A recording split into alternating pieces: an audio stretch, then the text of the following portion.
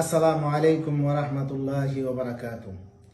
সম্মানিত দর্শক ভাই ও বোনেরা, আজকে আপনার সামনে যে বিষয় আলোচনা করব, এই বিষয়টা খুব গুরুত্বপূর্ণ একটা বিষয়। আমি প্রতিদিনই চাই কিছু না কিছু তদবির বা আমল আপনারা দর্শক যারা আছেন তারা উদ্দেশ্যে দেওয়া, যাতে আপনারা নিজে আমল করতে পারেন বা আমল হইলে কোরআন থেকে আমল হইলে যাতে উপকার ফাইন, এটা আমি চাই। আজকে একবার কমন একটা বিষয়, অনেক মা বোনগুলো আছেন যারা ছোট বাচ্চা আছে, দুধের বাচ্চা, যেমন ধরলেন 6 মাস, 5 মাস বা 2 মাস, 3 মাস, 1 মাস বা 1 বছর, এই ধরনের অনেক বাচ্চা আছে। আমরা কাছে অনেক রুগীগুলা আয় বা অনেক রুগী বিভিন্ন জায়গা থেকে আমার সাথে যোগাযোগ করেন। যেমন বাচ্চা খুব কান্দাকুটি করে, খুব কান্নাকাটি করে। অনেক বাচ্চা আছে যেমন মার দুধ খাইতে চায় না, খাইলে পরে কান্নাকাটি করে, রাত্রে ঘুমের মাঝে খান্দা উঠে যায়, এরপর সবসময় কান্নাকাটি করে। এই ধরনের সমস্যা যারা আছে, এই ধরনের যার বাচ্চা এই ধরনের সমস্যা করে, একমাত্র তারা ছাড়া কেউ হইতে পারতো না যে কতটুকু কষ্টকর। একটা ছোট বাচ্চা যদি খাওয়া দাওয়ার মধ্যে সমস্যা করে, কান্নাকাটি যদি করে, সবসময় যদি অশান্তি করে, তো তার যে কতটুকু কষ্ট, এটা একমাত্র গার্জেন ছাড়া কেউ বুঝতো না।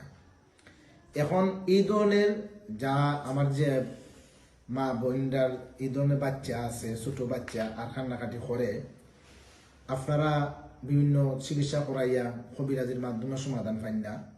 আমি তারারে কইব যে আপনারা ডাইরেক্টলি কোরআন থেকে কিছু তদবির, কোরআন থেকে কিছু আমল করলে পরে দেখবা এই ধরনের সমস্যা থাকতো না।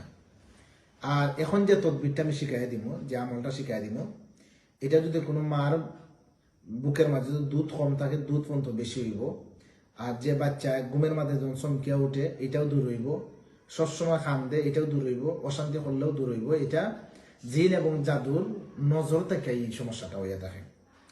আপনারা যারা সন্তান, যারা বাচ্চা এই ধরনের সমস্যা করে, তারারে আমি হইয়া দিব যে আপনারা কোরআন শরীফের মধ্যে সূরা আল ইমরান যে সূরা আছে, এই আল ইমরানের 34 এবং 35 নম্বর আয়াত, এই আয়াতটা আপনারা ফইরা যে বাচ্চা কান্নাকাটি করে তার উপরে ফু দিবা, আর নাই কোনো আলিম দিয়া, কোনো একজন বালা আলিম দিয়া লেখাইয়া গলার মাঝে দিবা। সূরা আল ইমরানের 34 এবং 35 নম্বর আয়াতটা হইছে আউযু বিল্লাহি মিনাশ শাইতানির রাজিম, বিসমিল্লাহির রহমানির রহিম। ইয ক্বালাত ইমরাআতু ইমরান রাব্বি ইন্নী নাযারতু লাকা মা ফি বাতনি মুহাররারান ফাতাকাব্বাল মিন্নী ইন্নাকা আনতাস সামিউল আলিম। فلما وضعتها قالت ربي إني وضعتها أنثى والله أعلم بما وضعت وليس الذكر كالأنثى وإني سميتها مريم وإني أعيذها بك وذريتها من الشيطان الرجيم فتقبلها ربها بقبول حسن وأنبتها